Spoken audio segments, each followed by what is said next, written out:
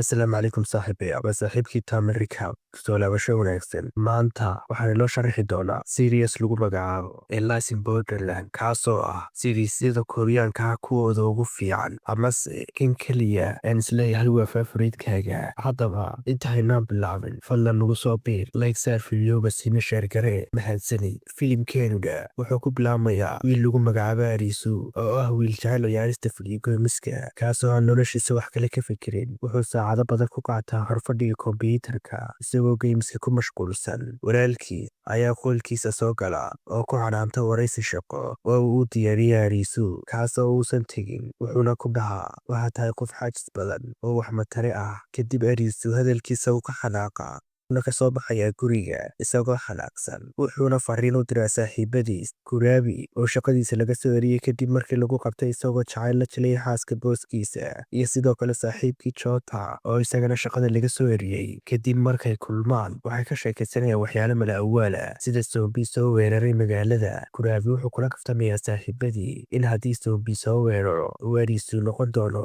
kan badbaadaya sababtoo ah uu maskax badan yahay. Hadallo badan kadib Kurabi wuxuu madaxa ku qaada Arisu halka Jota uu sawir ka qaado, laakiin si lama filaan ah waxay u galayaan wadada iyagoo traffic jam sababaya. Kadib booliska ayaa kusoo dhaqaaqa halka iyaguna ay galaan masquul ku taala xarunka tareenka si ay ugu dhuuntaan halka. Markii ay dibadda u soo baxaan waxay arkayaan in dadkii aysan joogin magaalada. Waxay eegayaan meel walba laakiin qofna ma joogo, xitaa telefonadoodii signalka ayaa ka tegaya. Kadib Arisu wuxuu leeyahay malaha tan waa fursad fiican oo mar dambe ma arkayno qof canaananaya, ma jirayo qof naga cadhaysiinaya, sidoo kalena ma jirayo qof shaqo noo dirsanaya oo dhammaan dadkii oo dhan waan weynay. Laakiin si lama filaan ah dhismaweyn ayaa iftiimaya waxaana ka soo muuqata fariin odhanaysa ciyaartu waxay bilaabmaysaa goordhow. Fariintaas waxaa la socota fallaar tilmaamaysa dhanka ay u soconayaan. Waxay raacaan tilmaamaha waxayna galaan dhismo weyn. Halkaas waxay ka qaataan telefoonadooda geymiska iyaga oo aan ogeyn waxa dhacaya.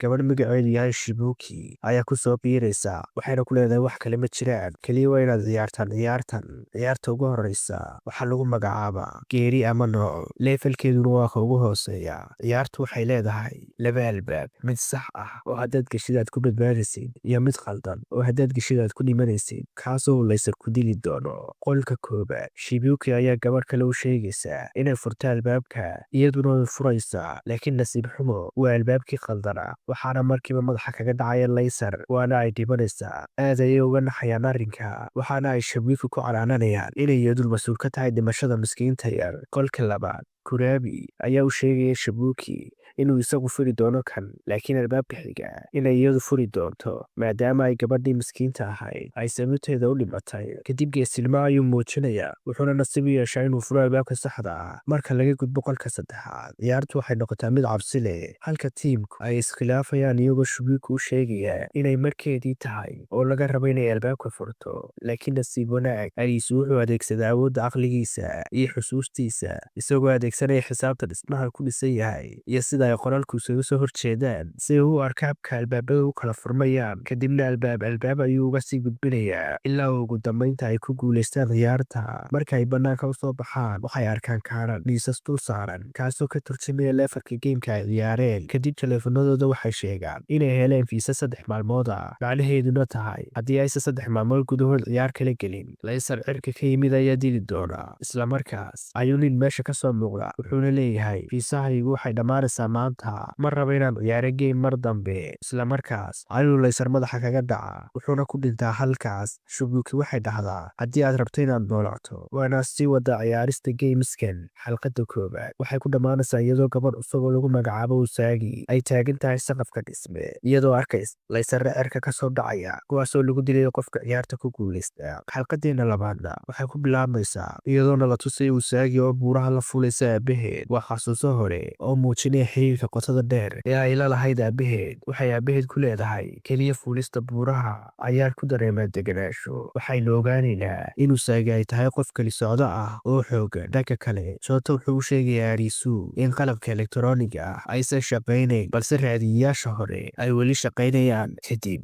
Arisu, Kurabi, Chota iyo Shibuki waxay wadajir u cunayaan cunto iyagoo wada sheekaysanaya. Kurabi wuxuu weydiinayaa Shibuki halka ay ka timid maalintii geemku ay bilaabmayeen maadaama ay iyadu information ka siisay una sheegtay inay ciyaartu tahay mid lagu dhimanayo. Shibuki waxay shaaca ka qaadaa inay ciyaarto ciyaaro kale ka hor inta aysan la kulmin iyaga. Kurabi wuxuu ku eedeeyaa inay isticmaalaysay dadka kale si ay nafteeda u badbaadiso, iyaduna waxay si toos ah ugu jawaabtaa inay samaynayso wixii ay ku badbaadin karto nafteeda. Arisu wuxuu ogaadaa in iyagu ay shalay uun galeen ciyaarta halka Shibuki ay ilmaalmo joogtay. Kadib waxay isweydiinayaan sidee ayay suurtagal u tahay in games hore loo ciyaaray. Arisu wuxuu rumaysan yahay in qof madax u wax ciyaartan dhan uu ka dambeeyo. Shibuki waxay sheegtaa inay ka shakisan tahay inay ku jiraan duni dijitaal ah oo iyaga lagu tijaabinayo. Chota lugtiisu waxay ku gubatay ciyaartii hore wuxuuna dareemayaa xanuun daran. Sidaa darteed Arisu iyo Kurabi waxay go'aansadaan inay galaan ciyaar cusub si ay u helaan fiisa dheeraad ah kadibna ay u helaan dhakhtar daweeye Chota. Waxay galaan ciyaar ay la ciyaarayaan 9 qof oo kale. Usagi waa mid ka mid ah ka qaybgalayaasha ciyaarta cusub. Ciyaartu waxay ku saabsan tahay inay soo helaan bottom qarsoodi ah iyagoo iska ilaalinaya inuu dilo ninka maaskiga xidhan. Magaca ciyaartu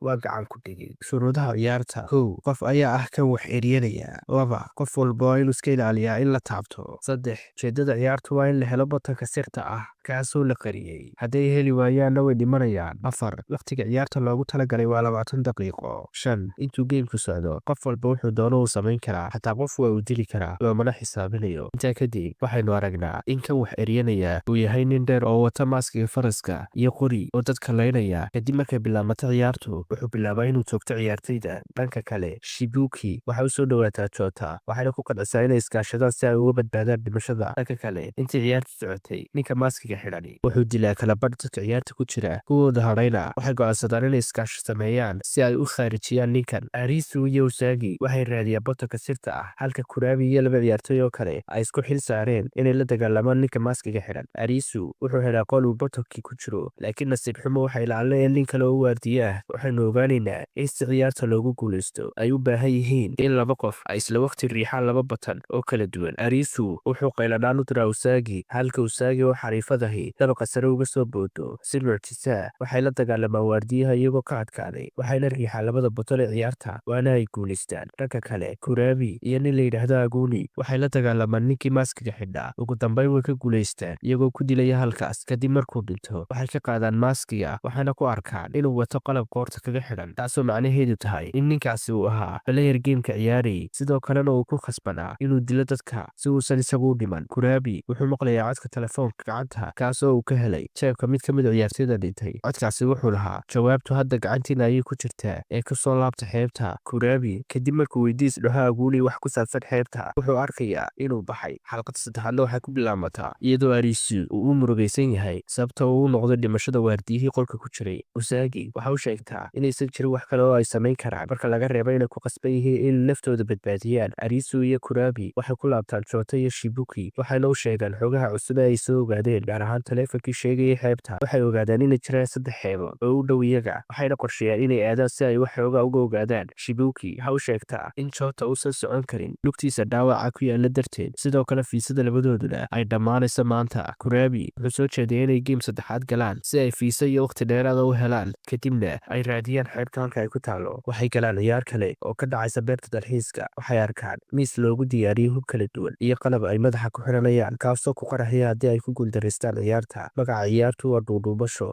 ama tii aynu yaraantii u naqaano roodhikow. Levelkooduna waa mediumka. waxaa loo sheegayaa in kaararka wadnuhu ku sawiran yahay ay yihiin kuwa ugu adag sababtoo ah waa ciyaar lagu ciyaaraya qalbiga iyo dareenka aadamaha. Shuruudaha ciyaarta: 1 qof ayaa noqonaya dacwada, 3 kalena waa eryadayaasha. Ugu dambeyntii qofka gacanta ku dhiga dacwada ayaa guulaysan doona oo noolaan doona halka 3 kale ee dhimani ay dhiman doonaan isla marka ciyaartu bilaabmato. Chota ayaa noqday dacwadii ugu horeysay laakiin waxaynu ogaanaynaa in qofka dacwada haysta haddii uu qof kale indhahooda isku dhacaan ay ku wareegayso dacwada qofkaas kale. Sida keliya ee lagu badbaadi karaana waa inaadan qof kale eegin kana fogaatid dadka. Kadib dacwadii waxay u wareegtaa Arisu kadibna Kurabi ayaa eegaya iyadoo dacwadu u wareegaysa dhankiisa. Ugu dambeyntii Shibuki ayay u wareegtaa. Markay Shibuki noqoto dacwada way orodaa si ay u badbaadiso nafteeda iyadoo muujinaysa inaysan tiimka kale waxba ka gelin. Arisu iyo Kurabi waxay ka xanaaqaan arrinta iyagoo go'aansanaya inay kala wareegaan dacwada wayna ku guulaystaan. Kadibna Arisu ayaa noqday dacwada balse isagu waxa uu isku dayayaa inuu xal xal daydayo isagoo isku dayaya inuu furo qalabka madaxa kaga xiran laakiinse uu ku fashilmaa. Intaa kadib saaxiibadii way kala dhuuntaan iyagoo saaxiibkood Arisu